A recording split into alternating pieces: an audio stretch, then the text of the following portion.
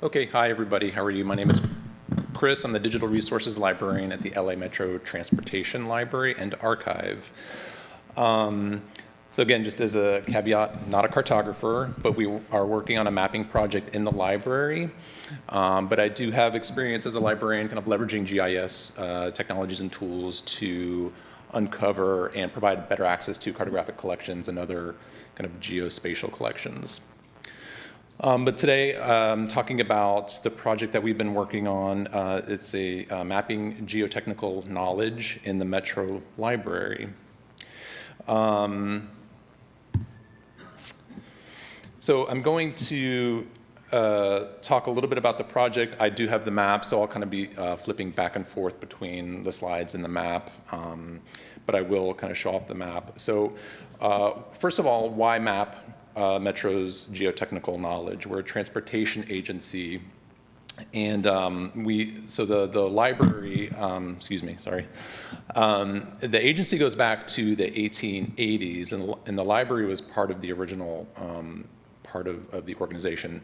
It was a lot of different transportation agencies. They all kind of eventually merged into one, and the library has kind of survived through all of those transitions and mergers. So we do have collections going back to the 19th century, but the most of the geotechnical knowledge that I'm referring to in this talk is going to be 20th century, basically from the 1960s forward.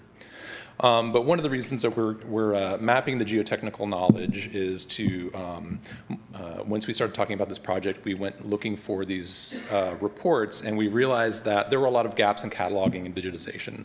So that was one of the bonuses to performing this project. Improving institutional memory in the Metro agency, so long-range planning timelines can often be 30 to 40 years from the inception of a project to the financing and planning and construction and to eventually opening can oftentimes be 30 to 40 years. And you're not always in touch with the same people who started the project as to who completed the project. So there is this institutional memory component that's being the library, we want to preserve some of that information and provide tools to provide access to it. This map provides a solution to spatial inquiry, much like maps. People are often not looking for, in my experience, when somebody comes in looking for a map, I've had the same experience with these geotechnical reports. They don't often know how we call it in a bibliographic mark record, right? Much like a topo map, people don't often know the names of a topo map. They come in saying, I'd like to see a map or the geotechnical report of something that happened to this particular location. So that helps solve a little bit of that problem. And then providing online access to important agency records, making them available online as much as possible. We are a public agency, so we do have a public records requirement, and we try to push as much of this information out to the online to the public as possible. And then the project has opened up new avenues of potential collaboration. So a lot of this started with conversations with the engineering group. They oftentimes want to refer back to historical geotechnical reports so they can see the type of stuff that was used to, so we're talking about like boring technology, right? So like boring holes in the ground, but engineers often need to refer to that to see what was encountered. And so a lot of these conversations started with the engineering group and then has transformed into conversations with the GIS unit. So these are like new areas of collaboration for the Metro Library, which we're very excited about. But really quickly, just a background on Metro. As everyone may or may not be aware of, the Pacific Electric is probably the most well-known predecessor agency to Metro. Prior to 1911, there were lots of independent agencies. We often talk about the great merger of 1911, when Henry Huntington basically bought everything and consolidated it into the Pacific Electric system, the red car system of Los Angeles. And you can see how extensive that system was. It was the regional commuter system of the day. So it brought people from outlying suburbs and outlying counties into Los Angeles. And it's often associated with the great General Motors conspiracy, if you've seen Roger Rabbit. The other system was the Los Angeles Railway. This is one of the systems that predated Henry Huntington's consolidation, but it was purchased in 1911. That's why the asterisk is there. It actually goes back to the 1890s. But in the Great Consolidation, he also purchased the LA Railway. The lesser known system, this was considered the kind of the LA urban transit system. It connected LA neighborhoods to its downtown urban core, and it was often referred to as the yellow car system. So since we're all cartographers here, I'm trying to put in as many maps as possible, but this is a map of the LA railway system in 1930s. And then, of course, I have to throw a Whitlock map in there. But this is one of the Whitlock maps, and I love that there's a lot of Whitlock intersection with a lot of these conversations today. But we do refer to Whitlock as, the unofficial cartographer of Los Angeles and LA transportation. We do have lots of Whitlock maps in our collection. We're very excited. We're big lockheads in the metro. I just made that up. Feel free to use it. So this is about from 1927. It does not have a copyright date on it, so we've had to do analysis to try kind of narrow down where we think this map is from. And it's about from 1927 based on the transportation infrastructure that is present in the map. But you can see the red car system, the yellow car system, and the green lines are the motor coach bus systems that began operating in the 1920s.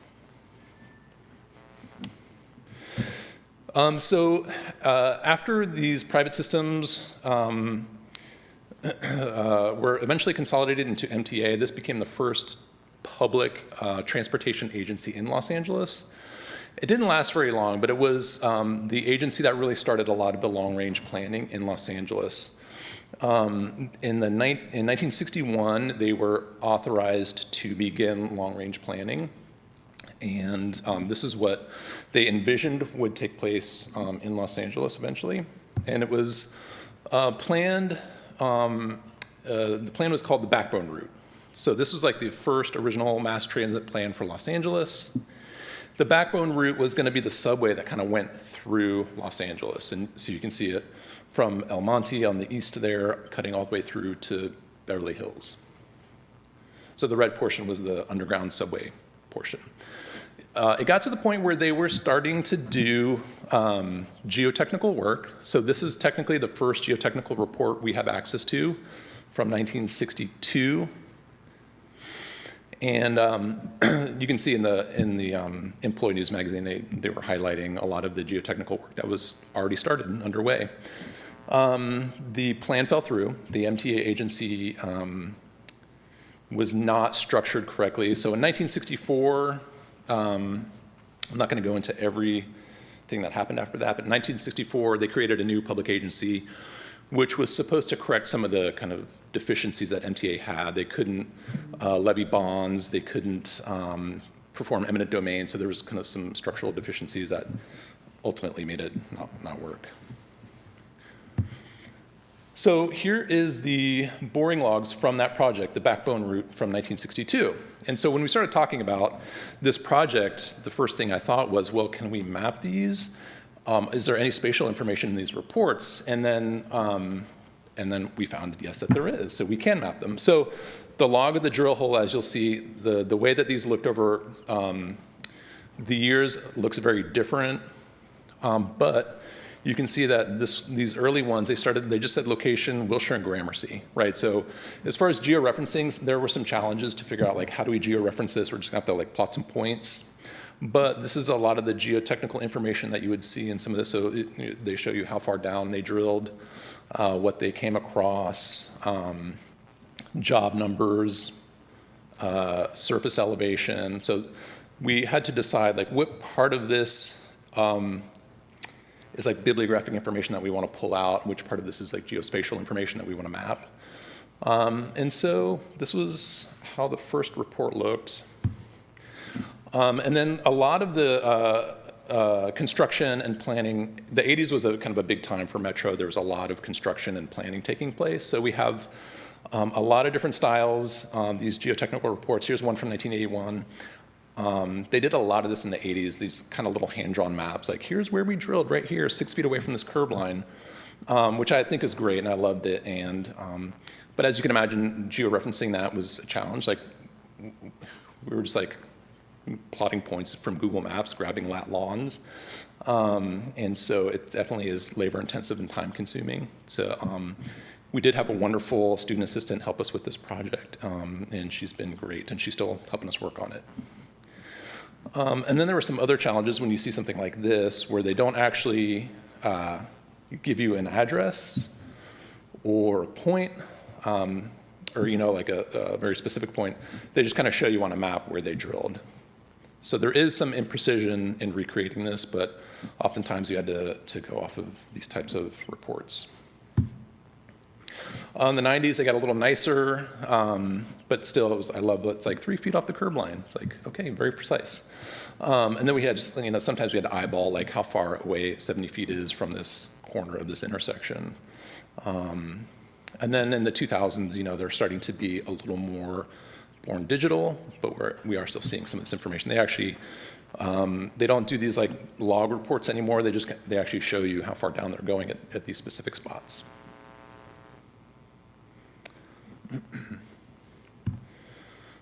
Map. Okay, so here we go. So, can you not see the map?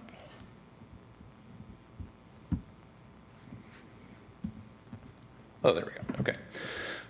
So, again, I'm not a cartographer, but we are doing some basic plotting of lat lawn, so it's just point data, but let me zoom into one of these here. But if anyone's familiar with LA history at all, you will notice that there's this geotechnical work that was done up Fairfax, which went down Wilshire, turned north up Fairfax in the early 1980s. So the original plan for this subway was to go down Wilshire and, oops, sorry, I missed a point, and turn north up Fairfax. And they were doing a lot of geologic work here in the early 80s, 81, 82, 83, but if you are familiar with LA history at all, there was this massive gas explosion at a department store right there at Wilshire and Fairfax. Technically, it was unrelated to the geotechnical work that Metro was doing at the time, but the two things got linked in the public's mind, and it set back transportation planning in Los Angeles for a few decades. But here is what you would see. So this is the data that we've decided to kind of pull out and make available in our map. So you can see we have the project number, the project name, so Metro Rail Project or Metro Blue Line, Metro Red Line. And then we have the report information, when it was published, who the contractors were. We did decide to get down fairly granular to the boring number when it was drilled. And also we decided to incorporate surface elevation that was reported in the report and total boring depth. And we recorded that as a negative number. And this is one of the conversations we had with our GIS unit was, make some of that available. They helped us kind of figure out some kind of best practices and thinking ahead. So if we eventually want to kind of 3D model this, we will have that data available to us. And then, of course, the bibliographic information, call number, and we also want to be able to provide, if an engineer came in and say, hey, can I see those reports that were done on Fairfax Line before the explosion happened? I wanted to see, what did they do? What did they find? And this provides quick, easy online access. It answers that kind of spatial inquiry type of question. But yeah, links right out, and we do have a digital library, so we make these as available online as much as possible. But then you have access to the primary source here, the report.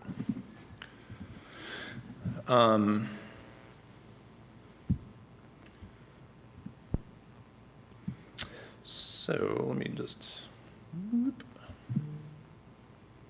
Sorry, I'm not used to doing this on my trackpad. But you will see,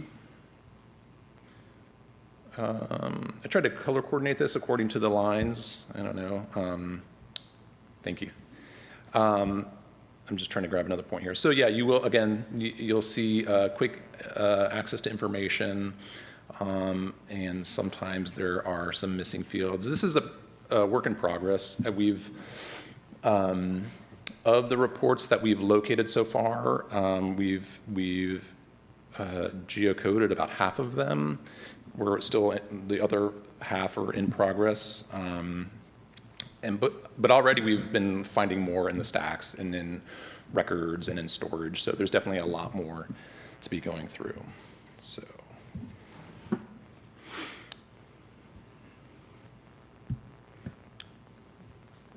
Okay.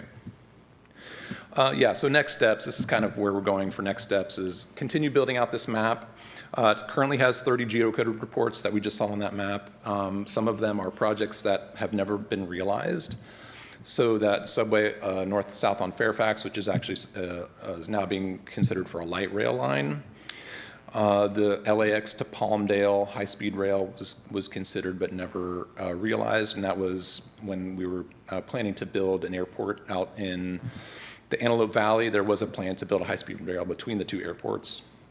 So there is some interesting kind of historical details about never realized projects, but we are going to continue geocoding reports, and we have 28 in progress. And like I said, we've already encountered at least a dozen more. But this is a perfect opportunity to perform a full inventory. As we're finding new ones, we're cataloging them, and as we're finding ones that are not available online, we are digitizing them and putting them online. We're gonna, it's me and the Metro's data librarian, my colleague Ariel, she's a data librarian, so we're gonna pull her in as the data starts to get complete. And so there is a kind of a data preservation mindset, and we'll be working together to figure out how to preserve this long term. And then the same process through Metro's GIS unit to make the map accessible in the future and to preserve the geospatial data in the map, and providing persistent access through Metro's ARC Online account. And that's the end of my discussion. So there's a couple links here if you want to find out more information about the LA Metro Library, see some of those historical photos. I do want to give a special thanks to our student assistant, Abby Mortimer. She just graduated UCLA Library program and is interested in maps, special collections, and surfing. And Kenneth Eaglekraut from the LA Metro GIS business unit, business intelligence, provided a lot of assistance, and we'll be working with them more in the future. So there's my email. If you have any further questions, please reach out to me. Thank you for your time.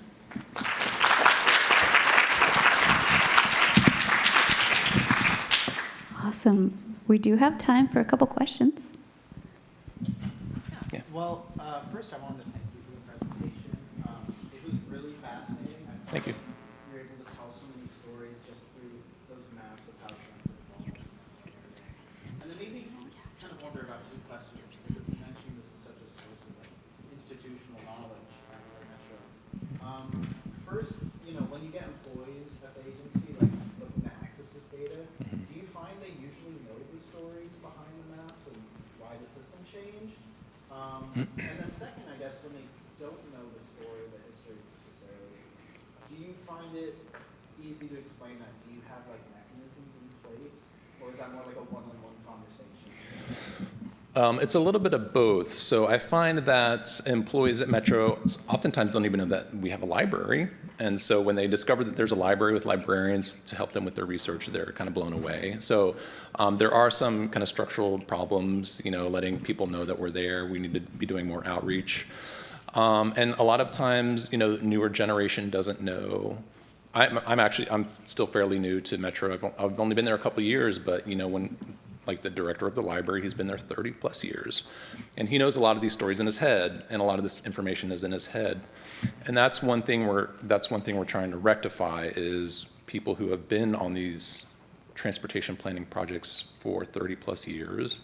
They know a lot of this in their head.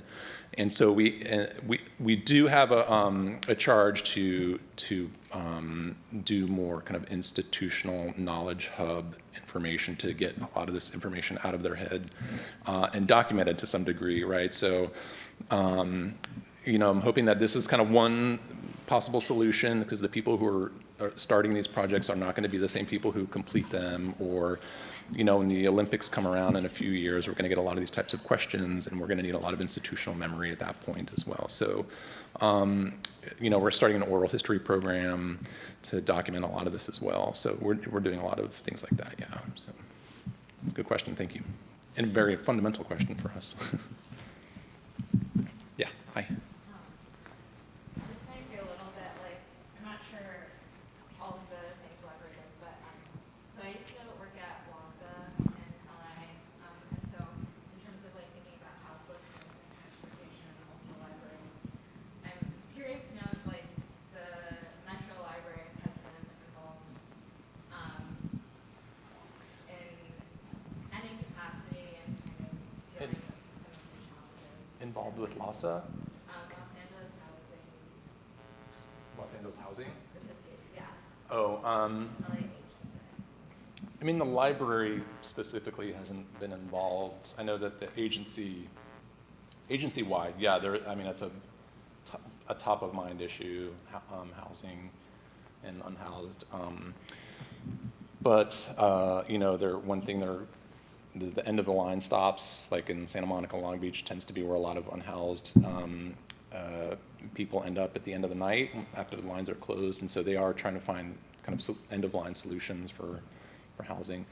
The library is not specifically really involved in those conversations, though. Because sometimes that's like libraries are sometimes a source of like access for people who are in Oh, okay. So it's interesting. We're like the agency, like anybody can come in and use the library. Technically, it's kind of like by appointment only is the only thing, because there is like high security gates, but technically anybody can come in with a little bit of heads up and use the resources. Yeah, I mean, in that sense, we are kind of like a public library a little bit. Anybody can come in, but there are some access issues still. Yeah. So. All right. Thank you. Excellent questions. Excellent talk. All right.